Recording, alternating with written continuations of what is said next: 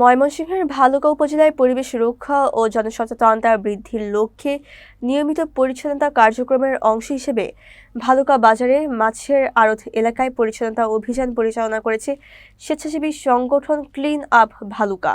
রোববার সকাল 11টায় ভালুকা পৌর সদরের বাজার এলাকায় মাছের আড়তে এই অভিযানটি অনুষ্ঠিত হয়। অভিযানে মাছের আড়তের ভেতরে ড্রেন ও আশপাশের জমে থাকা নোংরা আবর্জনা পরিষ্কার করা হয়, যা দীর্ঘদিন ধরে দুর্গন্ধ ও জনদুর্ভোগের কারণ হয়ে দাঁড়িয়েছিল। এই পরিচ্ছন্নতা কার্যক্রমে ক্লিন আপ ভালুকার সদস্যদের পাশাপাশি ভালুকা পৌরসভার পরিচ্ছন্নতা কর্মীরাও যৌথভাবে অংশগ্রহণ করেন। সমন্বিত উদ্যোগে অল্প সময়ের মধ্যেই মাছের আড়ত এলাকা পরিচ্ছন্ন করে তোলা হয়। অভিযানে উপস্থিত ছিলেন ভালুকা উপজেলা সহকারী কমিশনার ও পৌরসভা প্রশাসক মোহাম্মদ ইকবাল হোসাইন। তিনি এ ধরনের স্বেচ্ছাসেবী উদ্যোগকে স্বাগত জানান এবং পরিচ্ছন্ন পরিবেশ নিশ্চিত করতে নাগরিক অংশগ্রহণের গুরুত্ব তুলে ধরেন।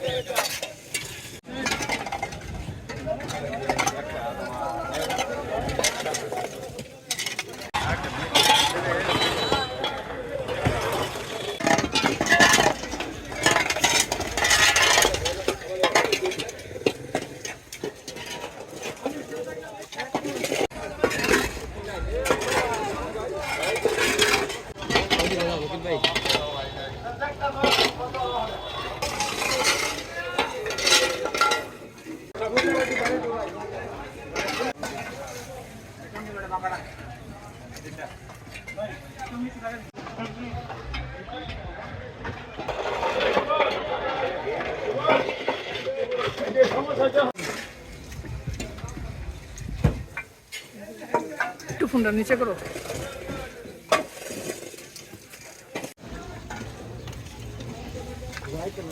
আমরা মূলত 2019 সাল থেকে পরিচ্ছন্নতা নিয়ে কাজ করতেছি। আমরা স্বপ্ন দেখি একটা পরিচ্ছন্ন বাংলাদেশের। যতদিন পর্যন্ত আমরা এই পরিচ্ছন্ন বাংলাদেশে না পাবো ততদিন পর্যন্ত চালাই যাবো ইনশাল্লাহ। প্রোভাইড করে থাকি, এগুলো পুরোপুরি হচ্ছে কমিউনিটি বেসড একটা সার্ভিস। মানে একটা কমিউনিটি বেসড সার্ভিস হওয়ার কারণে এখানে শুধুমাত্র পৌরসভায় একা কোনো দায়বদ্ধতা বা একা কোনো কিছু করতে পারে না। এখানে পুরো কমিউনিটিতে এঙ্গেজ করে যখন আমরা কোনো সার্ভিস প্রোভাইড করি সেটা একটা লং লাস্টিং সার্ভিস হয়।